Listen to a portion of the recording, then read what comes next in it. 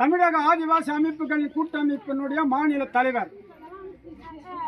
தமிழகத்தில் அனைத்து மலைப்பகுதியில் உள்ள அரசு புறம்போக்கு நிலத்தில் சுமார் 50,000க்கும் மேற்பட்ட குடும்பங்கள்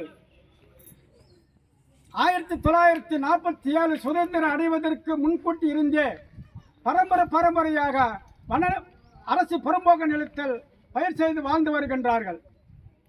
இந்த நிலம்தான் அவர்களுக்கு வாழ்வாதாரம். இந்த நிலத்தில் வரும் வருமானத்தை வைத்துதான் அவர்கள் தன் பிள்ளைகளை படிக்க வைக்கின்றார்கள். தன் குடும்ப செலவிற்கும் அவர்கள் அதை நடத்தி கொண்டு வருகின்றார்கள்.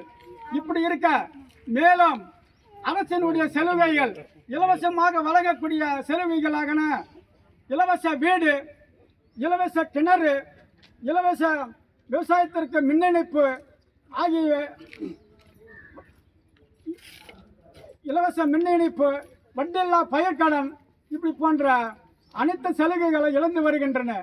எனவே இந்த 1168 தடையாணியை நீக்கி விரைவில் பட்டா வழங்க நடவடிக்கை எடுக்குமாறு இந்த கண்டன ஆர்ப்பாட்டத்தின் மூலம் குறிப்பாக தமிழக முதல்வர் மு.க. ஸ்டாலின் அவர்களே அன்போடும் பண்போடும் பணிவோடும் நாங்கள் இந்த ஆர்ப்பாட்டத்தின் வாயிலாக கேட்டுக்கொள்கின்றேன்.